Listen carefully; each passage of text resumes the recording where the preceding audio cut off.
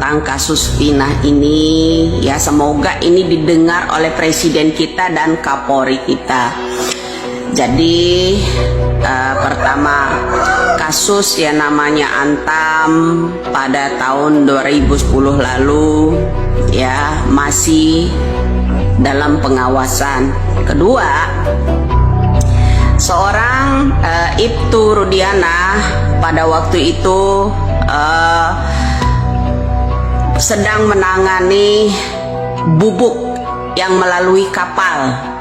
Ya, kalau dulu zamannya SBY itu kan saya bilang ada seorang bandar yang namanya Corby lolos dari Indonesia ini karena suap uang.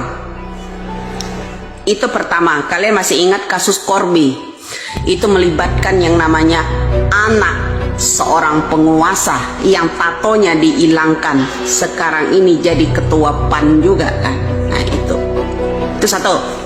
Kedua, seorang itu ya Rudiana, bapaknya Eki, 2010, 11, 12, 3 sampai 16 itu sedang mengurusi, merinding bulu kudus saya, sedang menangani kasus yang namanya bubuk melalui kapal besar, diketahui oleh anaknya Eki.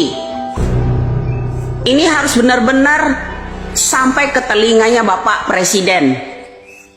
Usut Kapolri pada tahun 2010 sampai 2016 lalu itu dipanggil kembali, seharusnya dia mengetahui itu. Seorang orang tua Eki ini posisinya terjepit. Bandar itu sasarannya adalah Eki. Atas suruhan bandar lah anak-anak geng itu menghabisi yang namanya Eki. Ya, tidak ada unsur soal-soal Linda atau yang namanya Pina, dendam dan sebagainya. Tidak.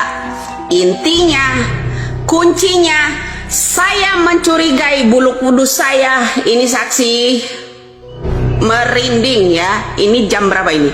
Jam 5.47 menit. Tanggal 1 ya hari ini ya. Apa tanggal 31? Nah, saya ungkap, hari ini saya mencurigai seseorang caleg PKS yang belum lama ini menangkap Peggy Setiawan yang pakai jenggot itu.